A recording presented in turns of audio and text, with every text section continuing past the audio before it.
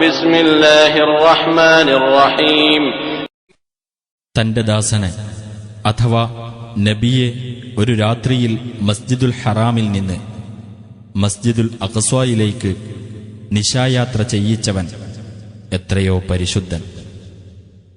ആ മസ്ജിദുൽ അഖ്സ്വായുടെ പരിസരം നാം അനുഗ്രഹീതമാക്കിയിരിക്കുന്നു. നമ്മുടെ ദൃഷ്ടാന്തങ്ങളിൽ ചിലത് അദ്ദേഹത്തിന് നാം കാണിച്ചു കൊടുക്കാൻ വേണ്ടിയത്രേ അത്. തീർച്ചയായും അല്ലാഹു എല്ലാം കേൾക്കുന്നവനും കാണുന്നവനുമത്രേ. മൂസാക്ക് നാം വേദഗ്രന്ഥം നൽകുകയും അതിനെ നാം ഇസ്രായേൽ സന്തതികൾക്ക് മാർഗദർശകമാക്കുകയും ചെയ്തു. എനിക്കു പുറമെ യാതൊരു കൈകാര്യകർത്താവിനെയും നിങ്ങൾ സ്വീകരിക്കരുത് എന്ന് അനുശാസിക്കുന്ന വേദഗ്രന്ഥം. നൂഹിനോടൊപ്പം നാം കപ്പലിൽ കയറ്റിയവരുടെ സന്തതികളെ തീർച്ചയായും അദ്ദേഹം വളരെ നന്ദിയുള്ള ഒരു ദാസനായിരുന്നു. ഇസ്രായേൽ സന്തതികൾക്ക് ഇപ്രകാരം നാം വേദഗ്രന്ഥത്തിൽ വിധി നൽകിയിരിക്കുന്നു: തീർച്ചയായും നിങ്ങൾ ഭൂമിയിൽ 2 പ്രാവശ്യം കുഴപ്പമുണ്ടാക്കുകയും വലിയ ഔന്നത്യം നടിക്കുകയും ചെയ്യുന്നതാണ്. അങ്ങനെ ആ 2 സന്ദർഭങ്ങളിൽ ഒന്നാമത്തേതിന് നിശ്ചയിച്ച ശിക്ഷയുടെ സമയമായാൽ ഉഗ്രപരാക്രമശാലികളായ നമ്മുടെ ചില ദാസന്മാരെ നിങ്ങളുടെ നേരെ നാം അയക്കുന്നതാണ്. അങ്ങനെ അവർ വീടുകൾക്കിടയിൽ നിങ്ങളെ തെരഞ്ഞു നടക്കും. അത് പ്രാവർത്തികമാക്കപ്പെട്ട ഒരു വാഗ്ദാനം തന്നെയാകുന്നു. പിന്നെ നാം അവർക്കെതിരിൽ നിങ്ങൾക്ക് വിജയം തിരിച്ചു തന്നു. സ്വത്തുക്കളും സന്താനങ്ങളും കൊണ്ട് നിങ്ങളെ നാം പോഷിപ്പിക്കുകയും നിങ്ങളെ നാം കൂടുതൽ സംഘബലമുള്ളവരാക്കി തീർക്കുകയും ചെയ്തു. നിങ്ങൾ നന്മ പ്രവർത്തിക്കുന്ന പക്ഷം നിങ്ങളുടെ ഗുണത്തിനായി തന്നെയാണ് നിങ്ങൾ നന്മ പ്രവർത്തിക്കുന്നത്. നിങ്ങൾ തിന്മ പ്രവർത്തിക്കുകയാണെങ്കിൽ അതിൻ്റെ ദോഷവും നിങ്ങൾക്കു തന്നെ. എന്നാൽ ആ 2 സന്ദർഭങ്ങളിൽ അവസാനത്തേതിന് നിശ്ചയിച്ച ശിക്ഷയുടെ സമയം വന്നാൽ നിങ്ങളുടെ മുഖങ്ങളെ അപമാനത്തിലാഴ്ത്തുവാനും ആദ്യ തവണ ആരാധനാലയത്തിൽ പ്രവേശിച്ചതുപോലെ വീണ്ടും പ്രവേശിക്കുവാനും കീഴടക്കിയതെല്ലാം തകർത്ത് കളയുവാനും നാം ശത്രുക്കളെ നിയോഗിക്കുന്നതാണ്. നിങ്ങളുടെ രക്ഷിതാവ് നിങ്ങളോട് കരുണ കാണിക്കുന്നവനായേക്കാം. നിങ്ങൾ ആവർത്തിക്കുന്ന പക്ഷം നമ്മളും ആവർത്തിക്കുന്നതാണ്. നരകത്തെ നാം സത്യനിഷേധികൾക്ക് ഒരു തടവറയാക്കിയിരിക്കുന്നു. തീർച്ചയായും ഈ ഖുർആൻ ഏറ്റവും ശരിയായതിലേക്ക് വഴി കാണിക്കുകയും സൽക്കർമ്മങ്ങൾ പ്രവർത്തിക്കുന്ന സത്യവിശ്വാസികൾക്ക് വലിയ പ്രതിഫലമുണ്ട് എന്ന സന്തോഷവാർത്ത അറിയിക്കുകയും ചെയ്യുന്നു. പരലോകത്തിൽ വിശ്വസിക്കാത്തവരാരോ അവർക്ക് നാം വേദനയേറിയ ശിക്ഷ ഒരുക്കിവെച്ചിട്ടുണ്ട് എന്നും സന്തോഷവാർത്ത അറിയിക്കുന്നു. മനുഷ്യൻ ഗുണത്തിനു വേണ്ടി പ്രാർത്ഥിക്കുന്നത് പോലെ തന്നെ ദോഷത്തിനു വേണ്ടിയും പ്രാർത്ഥിക്കുന്നു. മനുഷ്യൻ ഏറെ തിടുക്കം കൂട്ടുന്നവനായിരിക്കുന്നു. രാവിനെയും പകലിനെയും നാം 2 ദൃഷ്ടാന്തങ്ങളാക്കിയിരിക്കുന്നു. രാവാകുന്ന ദൃഷ്ടാന്തത്തെ നാം മങ്ങിയതാക്കുകയും പകലാകുന്ന ദൃഷ്ടാന്തത്തെ നാം പ്രകാശം നൽകുന്നതാക്കുകയും ചെയ്തിരിക്കുന്നു.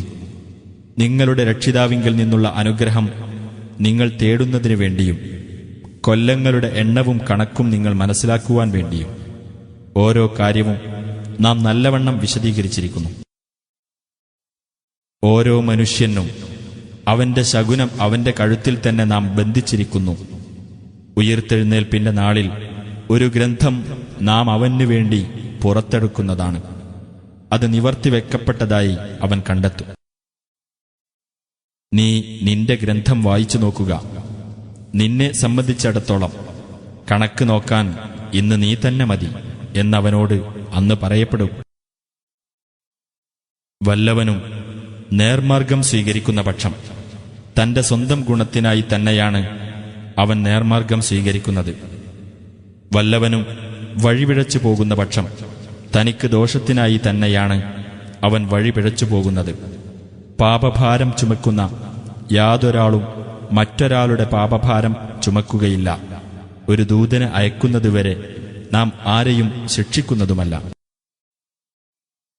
ഏതെങ്കിലും ഒരു രാജ്യം നാം നശിപ്പിക്കാൻ ഉദ്ദേശിച്ചാൽ അവിടത്തെ സുഖലോലുപന്മാർക്ക് നാം ആജ്ഞകൾ നൽകും. എന്നാൽ അത് വകവെക്കാതെ അവർ അവിടെ താന്തോന്നിത്തം നടത്തും. ശിക്ഷയെപ്പറ്റിയുള്ള വാക്ക് അങ്ങനെ ആ രാജ്യത്തിന്റെ കാര്യത്തിൽ സ്ഥിരപ്പെടുകയും നാം അതിനെ നിശ്ശേഷം തകർക്കുകയും ചെയ്യുന്നതാണ്. നോഹിന്റെ ശേഷം എത്രയെത്ര തലമുറകളെ നാം നശിപ്പിച്ചിട്ടുണ്ട്. തന്റെ ദാസന്മാരുടെ പാപങ്ങളെ സംബന്ധിച്ച് സൂക്ഷ്മമായി അറിയുന്നവനും കാണുന്നവനുമായി നിന്റെ രക്ഷിതാവ് തന്നെ മതി. ക്ഷണികമായ ഇഹലോകത്തെയാണ് വല്ലവരും ഉദ്ദേശിക്കുന്നതെങ്കിൽ അവർക്ക് അഥവാ അവരിൽ നിന്ന് നാം ഉദ്ദേശിക്കുന്നവർക്ക് നാം ഉദ്ദേശിക്കുന്നത് ഇവിടെ വച്ച് തന്നെ വേഗത്തിൽ നൽകുന്നതാണ്. പിന്നെ നാം അങ്ങനെയുള്ളവന് നൽകുന്നത് നരകമായിരിക്കും. അപമാനിതനും പുറന്തള്ളപ്പെട്ടവനുമായിക്കൊണ്ട് അവൻ അതിൽ കടന്നെരിയുന്നതാണ്. ആരെങ്കിലും പരലോകം ഉദ്ദേശിക്കുകയും സത്യവിശ്വാസിയായിക്കൊണ്ട് അതിനുവേണ്ടി അതിൻ്റെതായ പരിശ്രമം നടത്തുകയും ചെയ്യുന്ന പക്ഷം അത്തരക്കാരുടെ പരിശ്രമം പ്രതിഫലാർഹമായിരിക്കും. ഇക്കൂട്ടരെയും അക്കൂട്ടരെയും എല്ലാം തന്നെ ഇവിടെ വച്ച് നാം സഹായിക്കുന്നതാണ്. നിന്റെ രക്ഷിതാവിന്റെ ദാനത്തിൽപ്പെട്ടതത്രേ അത്. നിന്റെ രക്ഷിതാവിന്റെ ദാനം തടഞ്ഞുവെക്കപ്പെടുന്നതല്ല. നാം അവരിൽ ചിലരെ മറ്റു ചിലരെക്കാൾ മെച്ചപ്പെട്ടവരാക്കിയിരിക്കുന്നത് എങ്ങനെയെന്ന് നോക്കൂ.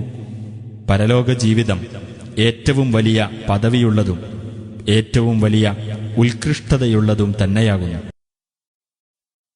അല്ലാഹുവോടൊപ്പം മറ്റൊരു ദൈവത്തെയും നീ സ്ഥാപിക്കരുത്. എങ്കിൽ അപമാനിതനും കൈയൊഴിക്കപ്പെട്ടവനുമായി നീ ഇരിക്കേണ്ടി വരും. തന്നെയല്ലാതെ നിങ്ങൾ ആരാധിക്കരുതെന്നും മാതാപിതാക്കൾക്ക് നന്മ ചെയ്യണമെന്നും നിന്റെ രക്ഷിതാവ് വിധിച്ചിരിക്കുന്നു. മാതാപിതാക്കളിൽ ഒരാളോ അവർ രണ്ടുപേരും തന്നെയോ നിന്റെ അടുക്കൽ വെച്ച് വാർദ്ധക്യം പ്രാപിക്കുകയാണെങ്കിൽ അവരോട് നീ ഛേ എന്ന് പറയുകയോ അവരോട് കയർക്കുകയോ ചെയ്യരുത്. അവരോട് നീ മാന്യമായ വാക്ക് പറയുക. കാരുണ്യത്തോടുകൂടി എളിമയുടെ ചിറക് നീ അവർ ഇരുവർക്കും താഴ്ത്തിക്കൊടുക്കുകയും ചെയ്യുക.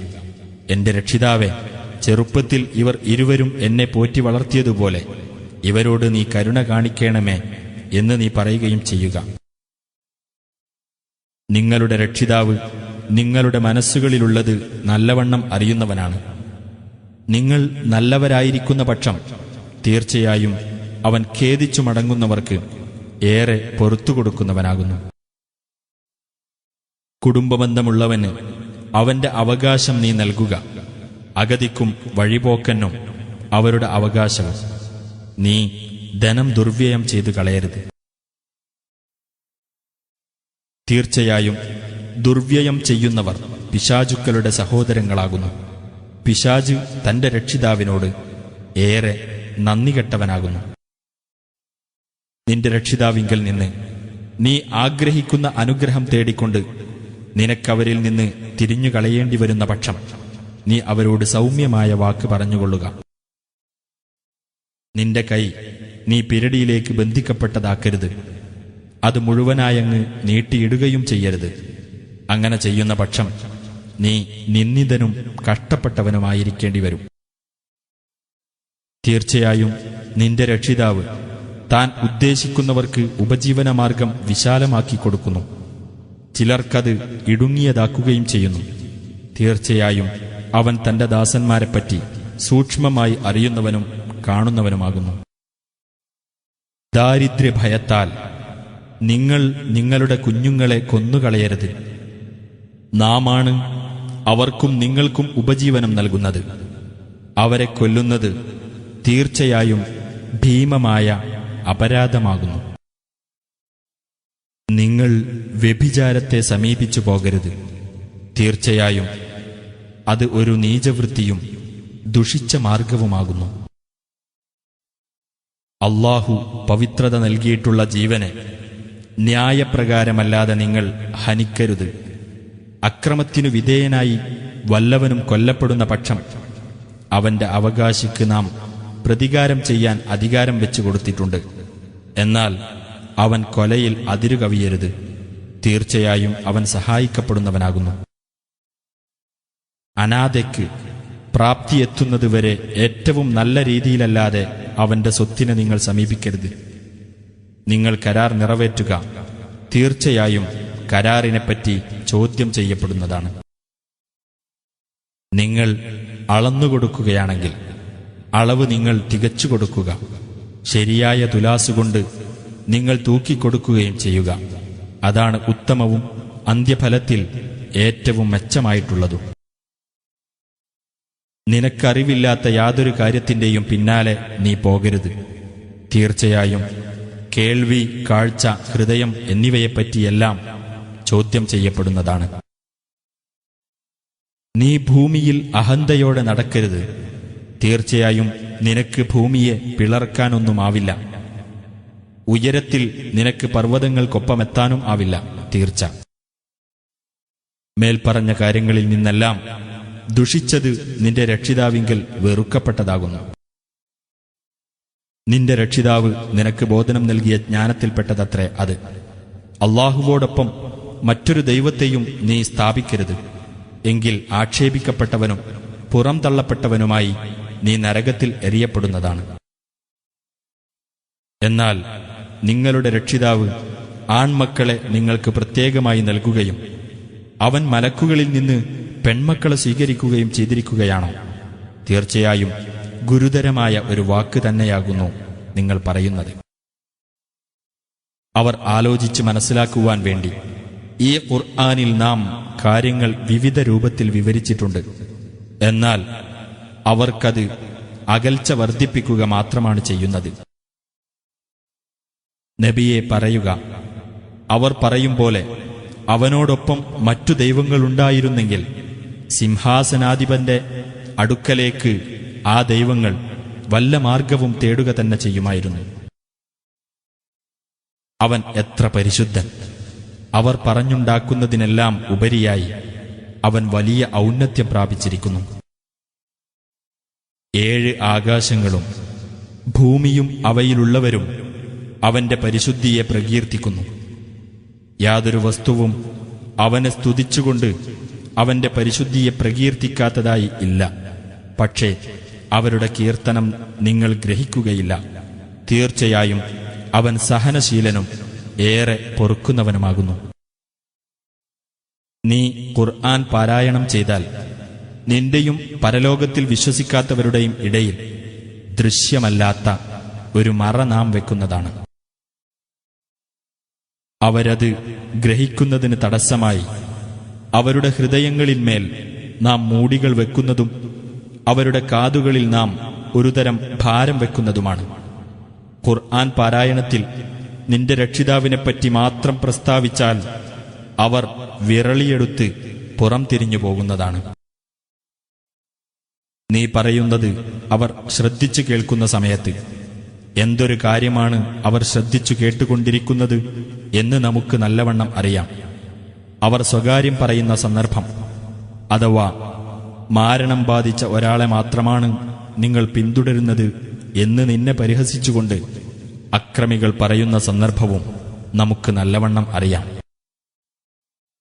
നബിയെ നോക്കൂ, എങ്ങനെയാണ് അവർ നിനക്ക് ഉപമകൾ പറഞ്ഞുണ്ടാക്കിയതെന്ന്. അങ്ങനെ അവർ പിഴച്ചുപോയിരിക്കുന്നു.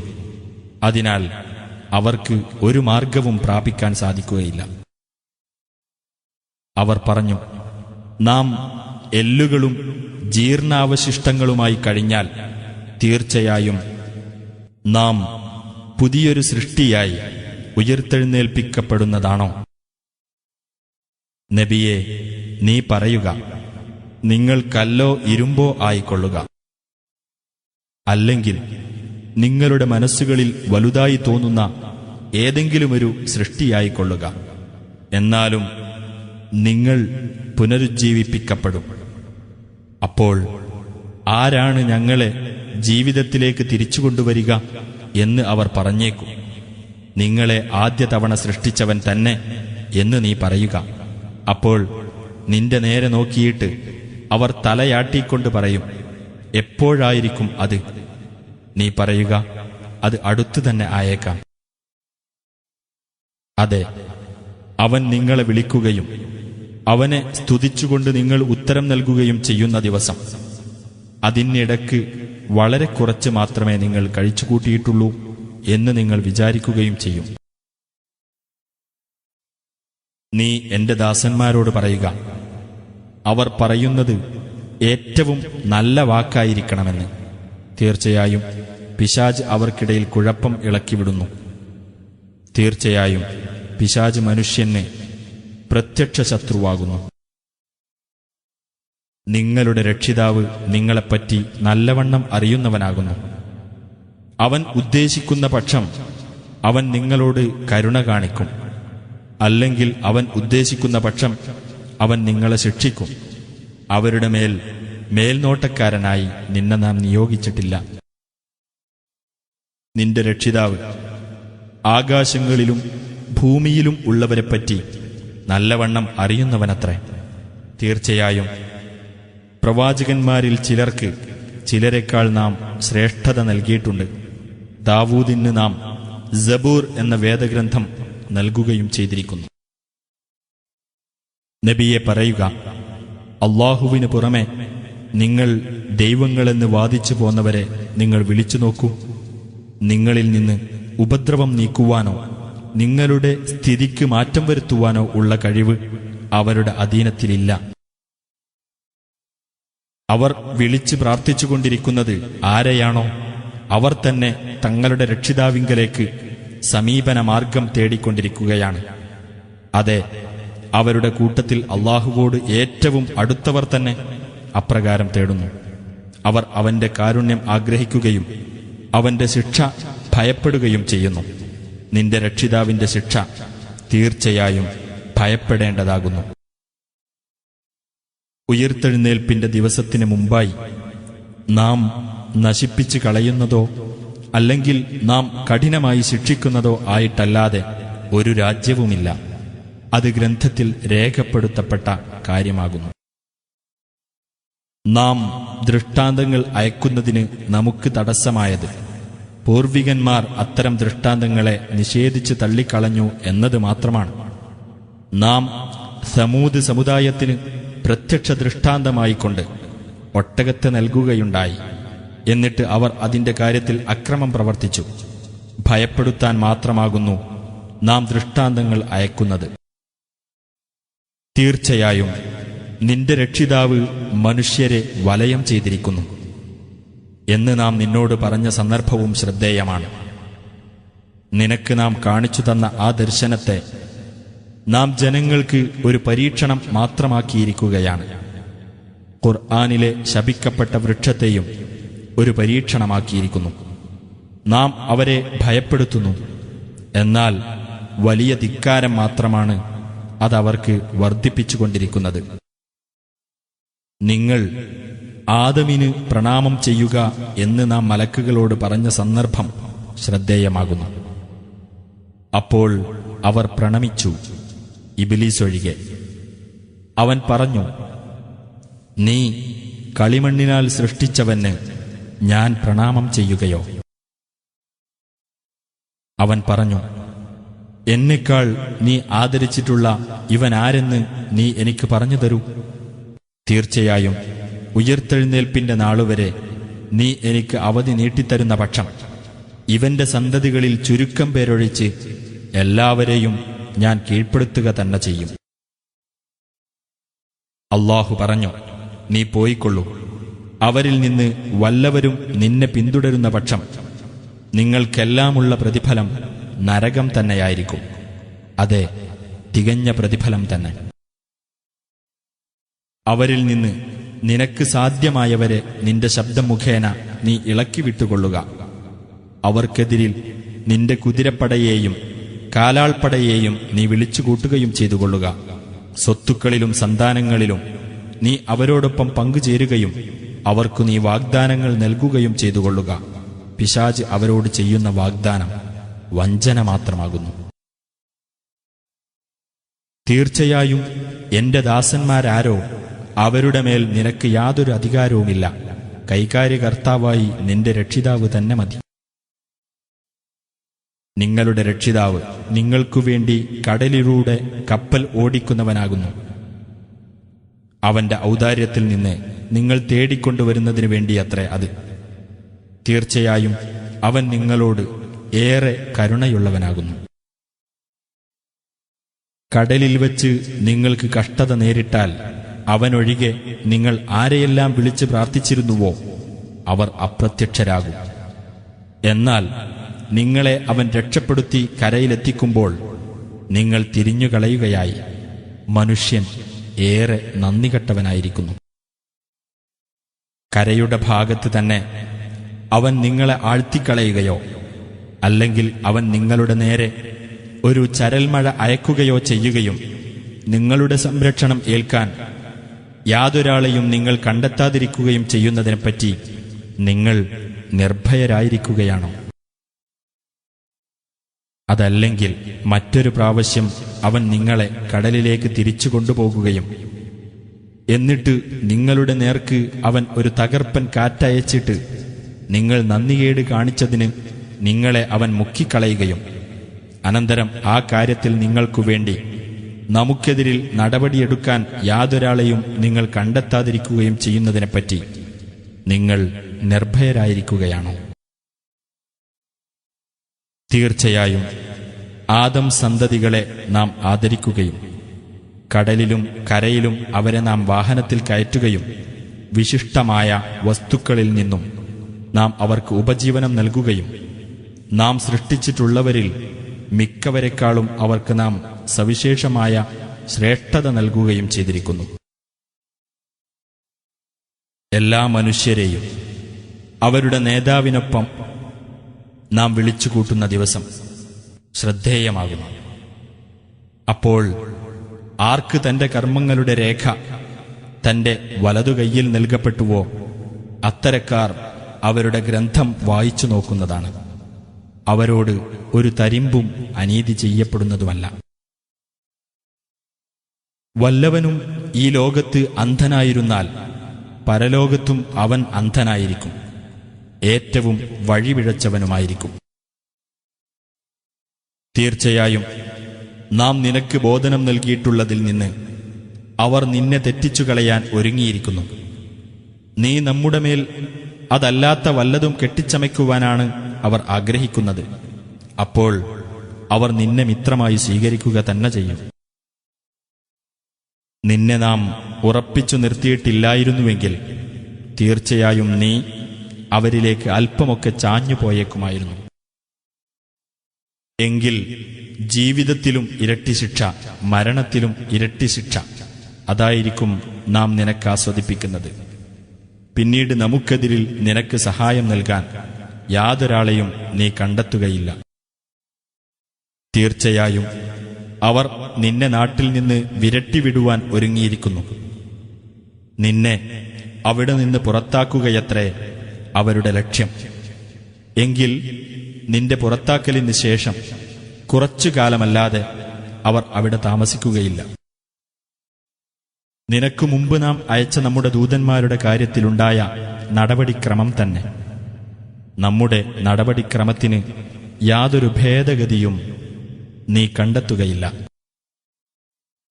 സൂര്യൻ ആകാശമധ്യത്തിൽ നിന്ന് തെറ്റിയതു മുതൽ രാത്രി ഇരുട്ടുന്നതുവരെ നിശ്ചിത സമയങ്ങളിൽ നീ നമസ്കാരം മുറപ്രകാരം നിർവഹിക്കുക. ഖുർആൻ പാരായണം ചെയ്തുകൊണ്ടുള്ള പ്രഭാത നമസ്കാരവും നിലനിർത്തുക. തീർച്ചയായും പ്രഭാത നമസ്കാരത്തിലെ ഖുർആൻ പാരായണം സാക്ഷ്യം വഹിക്കപ്പെടുന്നതാകുന്നു. രാത്രിയിൽ നിന്ന് അല്പസമയം നീ ഉറക്കമുണർന്ന് ഖുർആൻ പാരായണത്തോടെ നമസ്കരിക്കുകയും ചെയ്യുക. അത് നിനക്ക് കൂടുതലായുള്ള ഒരു പുണ്യകർമ്മമാകുന്നു.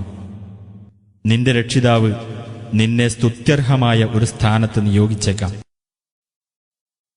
എന്റെ രക്ഷിതാവേ, സത്യത്തിന്റെ പ്രവേശന മാർഗത്തിലൂടെ നീ എന്നെ പ്രവേശിപ്പിക്കുകയും സത്യത്തിന്റെ ബഹിർഗമന മാർഗത്തിലൂടെ നീ എന്നെ പുറപ്പെടുവിക്കുകയും ചെയ്യണമേ. നിന്റെ പക്കൽ നിന്ന് എനിക്ക് സഹായകമായ ഒരു ആധികാരിക ശക്തി നീ ഏർപ്പെടുത്തി തരികയും ചെയ്യണമേ എന്ന് നീ പറയുകയും ചെയ്യുക. സത്യം വന്നിരിക്കുന്നു, അസത്യം മാഞ്ഞുപോയിരിക്കുന്നു. തീർച്ചയായും അസത്യം മാഞ്ഞു പോകുന്നതാകുന്നു എന്നും നീ പറയുക. സത്യവിശ്വാസികൾക്ക് ശമനവും കാരുണ്യവുമായിട്ടുള്ളത് ഖുർആനിലൂടെ നാം അവതരിപ്പിച്ചുകൊണ്ടിരിക്കുന്നു. അക്രമികൾക്ക് അത് നഷ്ടമല്ലാതെ മറ്റൊന്നും വർദ്ധിപ്പിക്കുന്നില്ല. നാം മനുഷ്യന് അനുഗ്രഹം ചെയ്തു കൊടുത്താൽ അവൻ തിരിഞ്ഞുകളയുകയും അവന്റെ പാട്ടിന് മാറിപ്പോകുകയും ചെയ്യുന്നു. അവന് ദോഷം ബാധിച്ചാലാകട്ടെ അവൻ വളരെ നിരാശനായിരിക്കുകയും ചെയ്യും. പറയുക, എല്ലാവരും അവരവരുടെ സമ്പ്രദായമനുസരിച്ച് പ്രവർത്തിച്ചുകൊണ്ടിരിക്കുന്നു. എന്നാൽ കൂടുതൽ ശരിയായ മാർഗം സ്വീകരിച്ചവൻ ആരാണെന്നതിനെപ്പറ്റി നിങ്ങളുടെ രക്ഷിതാവ് നല്ലവണ്ണം അറിയുന്നവനാകുന്നു. നിന്നോടവർ ആത്മാവിനെപ്പറ്റി ചോദിക്കുന്നു. പറയുക, ആത്മാവ് എന്റെ രക്ഷിതാവിന്റെ കാര്യത്തിൽപ്പെട്ടതാകുന്നു. അറിവിൽ നിന്ന് അല്പമല്ലാതെ നിങ്ങൾക്ക് നൽകപ്പെട്ടിട്ടില്ല. തീർച്ചയായും നാം ഉദ്ദേശിച്ചിരുന്നുവെങ്കിൽ നിനക്ക് നാം നൽകിയ സന്ദേശം നാം പിൻവലിക്കുമായിരുന്നു. പിന്നീട് അതിന്റെ കാര്യത്തിൽ നമുക്കെതിരായി നിനക്ക് ഭരമേൽപ്പിക്കാവുന്ന യാതൊരാളെയും നീ കണ്ടെത്തുകയുമില്ല. നിന്റെ രക്ഷിതാവിങ്കിൽ നിന്നുള്ള കാരുണ്യം മാത്രമാകുന്നു അത്. നിന്റെ മേൽ അവന്റെ അനുഗ്രഹം തീർച്ചയായും മഹത്തരമായിരിക്കുന്നു. നബിയെ പറയുക, ഈ ഖുർആൻ പോലുള്ളതൊന്ന് കൊണ്ടുവരുന്നതിനായി മനുഷ്യരും ജിന്നുകളും ഒന്നിച്ചു ചേർന്നാലും തീർച്ചയായും അതുപോലൊന്ന് അവർ കൊണ്ടുവരികയില്ല, അവരിൽ ചിലർ ചിലർക്ക് പിന്തുണ നൽകുന്നതായാൽ പോലും. തീർച്ചയായും ഈ ഖുർആനിൽ എല്ലാവിധ ഉപമകളും ജനങ്ങൾക്കു വേണ്ടി വിവിധ രൂപത്തിൽ നാം വിവരിച്ചിട്ടുണ്ട്. എന്നാൽ മനുഷ്യരിൽ അധിക പേർക്കും നിഷേധിക്കാനല്ലാതെ മനസ്സു വന്നില്ല. അവർ പറഞ്ഞു, ഈ ഭൂമിയിൽ നിന്ന് നീ ഞങ്ങൾക്ക് ഒരു ഉറവ് ഒഴുക്കിത്തരുന്നതുവരെ ഞങ്ങൾ നിന്നെ വിശ്വസിക്കുകയേ ഇല്ല. അല്ലെങ്കിൽ നിനക്ക് ഈന്തപ്പനയുടെയും മുന്തിരിയുടെയും ഒരു തോട്ടമുണ്ടായിരിക്കുകയും അതിനിടയിലൂടെ നീ സമൃദ്ധമായി അരുവികൾ ഒഴുക്കുകയും ചെയ്യുന്നതുവരെ, അല്ലെങ്കിൽ നീ ജൽപ്പിച്ചതുപോലെ ആകാശത്തെ ഞങ്ങളുടെ മേൽ കഷ്ണം കഷ്ണമായി നീ വീഴ്ത്തുന്നതുവരെ, അല്ലെങ്കിൽ അല്ലാഹുവേയും കൂട്ടം കൂട്ടമായി മലക്കുകളെയും നീ കൊണ്ടുവരുന്നതുവരെ, അല്ലെങ്കിൽ നിനക്ക് സ്വർണം കൊണ്ടുള്ള ഒരു വീടുണ്ടാകുന്നതുവരെ, അല്ലെങ്കിൽ ആകാശത്തുകൂടി നീ കയറി പോകുന്നതുവരെ, ഞങ്ങൾക്ക് വായിക്കാവുന്ന ഒരു ഗ്രന്ഥം ഞങ്ങളുടെ അടുത്തേക്ക് നീ ഇറക്കിക്കൊണ്ടുവരുന്നതുവരെ നീ കയറിപ്പോയതായി ഞങ്ങൾ വിശ്വസിക്കുകയേ ഇല്ല. നബിയെ പറയുക, എന്റെ രക്ഷിതാവ് എത്ര പരിശുദ്ധൻ! ഞാനൊരു മനുഷ്യൻ മാത്രമായ ദൂതനല്ലേ? ജനങ്ങൾക്ക് സന്മാർഗം വന്നപ്പോൾ അവർ അത് വിശ്വസിക്കുന്നതിന് തടസ്സമായത് അല്ലാഹു ഒരു മനുഷ്യനെ ദൂതനായി നിയോഗിച്ചിരിക്കുകയാണോ എന്ന അവരുടെ വാക്ക് മാത്രമായിരുന്നു. നബിയെ പറയുക, ഭൂമിയിലുള്ളത് ശാന്തരായി നടന്നു പോകുന്ന മലക്കുകളായിരുന്നെങ്കിൽ അവരിലേക്ക് ആകാശത്തുനിന്ന് ഒരു മലക്കിനെ നാം ദൂതനായി ഇറക്കുമായിരുന്നു. നീ പറയുക, എനിക്കും നിങ്ങൾക്കുമിടയിൽ സാക്ഷിയായി അല്ലാഹു മതി. തീർച്ചയായും അല്ലാഹു തന്റെ ദാസന്മാരെപ്പറ്റി സൂക്ഷ്മമായി അറിയുന്നവനും കാണുന്നവനുമാകുന്നു. അല്ലാഹു ആരെ നേർവഴിയിലാക്കുന്നുവോ അവനാണ് നേർമാർഗം പ്രാപിച്ചവൻ. അവൻ ആരെ ദുർമാർഗത്തിലാക്കുന്നുവോ അവർക്കവന് പുറമെ രക്ഷാധികാരികളെയൊന്നും നീ കണ്ടെത്തുന്നതേയല്ല. ഉയർത്തെഴുന്നേൽപ്പിന്റെ നാളിൽ മുഖം നിലത്ത് കുത്തിയവരായിക്കൊണ്ടും അന്ധരും ഊമകളും ബധിരരുമായിക്കൊണ്ടും നാം അവരെ ഒരുമിച്ചു കൂട്ടുന്നതാണ്. അവരുടെ സങ്കേതം നരകമത്രേ. അത് അണഞ്ഞു പോകുമ്പോഴെല്ലാം നാം അവർക്ക് ജ്വാല കൂട്ടിക്കൊടുക്കുന്നതാണ്. അവർ നമ്മുടെ ദൃഷ്ടാന്തങ്ങളെ നിഷേധിച്ചതിനും ഞങ്ങൾ എല്ലുകളും ജീർണാവശിഷ്ടങ്ങളും ആയി കഴിഞ്ഞിട്ടാണോ പുതിയൊരു സൃഷ്ടിയായി ഞങ്ങൾ ഉയർത്തെഴുന്നേൽപ്പിക്കപ്പെടുന്നത് എന്ന് അവർ പറഞ്ഞതിനും അവർക്കുള്ള പ്രതിഫലമത്രേ അത്. ആകാശങ്ങളും ഭൂമിയും സൃഷ്ടിച്ച അല്ലാഹു ഇവരെപ്പോലെയുള്ളവരെയും സൃഷ്ടിക്കാൻ ശക്തനാണ് എന്ന് ഇവർ മനസ്സിലാക്കിയിട്ടില്ലേ? ഇവർക്കവൻ ഒരു അവധി നിശ്ചയിച്ചിട്ടുണ്ട്, അതിൽ സംശയമേ ഇല്ല. എന്നാൽ നന്ദികേട് കാണിക്കാനല്ലാതെ ഈ അക്രമികൾക്ക് മനസ്സുവന്നില്ല. നബിയെ പറയുക, എന്റെ രക്ഷിതാവിന്റെ കാരുണ്യത്തിന്റെ ഖജനാവുകൾ നിങ്ങളുടെ ഉടമസ്ഥതയിലായിരുന്നെങ്കിൽ ചെലവഴിച്ച് തീർന്നുപോകുമെന്ന് ഭയന്ന് നിങ്ങൾ പിശുക്കിപ്പിടിക്കുക തന്നെ ചെയ്യുമായിരുന്നു. മനുഷ്യൻ കടുത്ത ലുബ്ധനാകുന്നു. തീർച്ചയായും മൂസായ്ക്ക് നാം പ്രത്യക്ഷമായ 9 ദൃഷ്ടാന്തങ്ങൾ നൽകുകയുണ്ടായി. അദ്ദേഹം അവരുടെ അടുത്ത് ചെല്ലുകയും, മൂസ, തീർച്ചയായും നിന്നെ ഞാൻ മാരണം ബാധിച്ച ഒരാളായിട്ടാണ് കരുതുന്നത് എന്ന് ഫിർഔൻ അദ്ദേഹത്തോട് പറയുകയും ചെയ്ത സന്ദർഭത്തെപ്പറ്റി ഇസ്രായേൽ സന്തതികളോട് നീ ചോദിച്ചു നോക്കുക. അദ്ദേഹം ഫിർഔനോട് പറഞ്ഞു, കണ്ണു തുറപ്പിക്കുന്ന ദൃഷ്ടാന്തങ്ങളായിക്കൊണ്ട് ഇവ ഇറക്കിയത് ആകാശങ്ങളുടെയും ഭൂമിയുടെയും രക്ഷിതാവ് തന്നെയാണ് എന്ന് തീർച്ചയായും നീ മനസ്സിലാക്കിയിട്ടുണ്ട്. ഫിർഔനെ, തീർച്ചയായും നീ നാശമടഞ്ഞവൻ തന്നെ എന്നാണ് ഞാൻ കരുതുന്നത്. അപ്പോൾ ഇസ്രായേല്യരെ നാട്ടിൽ നിന്ന് വിരട്ടിയോടിക്കുവാനാണ് അവൻ ഉദ്ദേശിച്ചത്. അതിനാൽ അവനെയും അവന്റെ കൂടെയുള്ളവരെയും മുഴുവൻ നാം മുക്കി നശിപ്പിച്ചു. അവന്റെ നാശത്തിനുശേഷം നാം ഇസ്രായേൽ സന്തതികളോട് ഇപ്രകാരം പറയുകയും ചെയ്തു: നിങ്ങൾ ഈ നാട്ടിൽ താമസിച്ചുകൊള്ളുക. അനന്തരം പരലോകത്തിന്റെ വാഗ്ദാനം വന്നെത്തിയാൽ നിങ്ങളെയെല്ലാം കൂട്ടത്തോടെ നാം കൊണ്ടുവരുന്നതാണ്. സത്യത്തോടുകൂടെയാണ് നാം ഖുർആൻ അവതരിപ്പിച്ചത്. സത്യത്തോടുകൂടി തന്നെ അത് അവതരിക്കുകയും ചെയ്തിരിക്കുന്നു. സന്തോഷവാർത്ത അറിയിക്കുന്നവനും താക്കീത് നൽകുന്നവനുമായി കൊണ്ടല്ലാതെ നിന്നെ നാം അയച്ചിട്ടില്ല. നീ ജനങ്ങൾക്ക് സാവകാശത്തിൽ ഓതിക്കൊടുക്കേണ്ടതിനായി ഖുർആനിനെ നാം പല ഭാഗങ്ങളായി വേർതിരിച്ചിരിക്കുന്നു. നാം അതിനെ ക്രമേണയായി ഇറക്കുകയും ചെയ്തിരിക്കുന്നു. നബിയെ പറയുക, നിങ്ങൾ ഈ ഖുർആനിൽ വിശ്വസിച്ചുകൊള്ളുക, അല്ലെങ്കിൽ വിശ്വസിക്കാതിരിക്കുക. തീർച്ചയായും ഇതിനു മുമ്പ് ദിവ്യജ്ഞാനം നൽകപ്പെട്ടവരാരോ അവർക്ക് ഇത് വായിച്ചു കേൾപ്പിക്കപ്പെട്ടാൽ അവർ പ്രണമിച്ചുകൊണ്ട് മുഖം കുത്തി വീഴുന്നതാണ്. അവർ പറയും, ഞങ്ങളുടെ രക്ഷിതാവ് എത്ര പരിശുദ്ധൻ! തീർച്ചയായും ഞങ്ങളുടെ രക്ഷിതാവിന്റെ വാഗ്ദാനം നടപ്പിലാക്കപ്പെടുന്നത് തന്നെയാകുന്നു. അവർ കരഞ്ഞുകൊണ്ട് മുഖം കുത്തി വീഴുകയും അതവർക്ക് വിനയം വർദ്ധിപ്പിക്കുകയും ചെയ്യും. നബിയെ പറയുക, നിങ്ങൾ അല്ലാഹു എന്ന് വിളിച്ചുകൊള്ളുക, അല്ലെങ്കിൽ റഹ്മാൻ എന്ന് വിളിച്ചുകൊള്ളുക.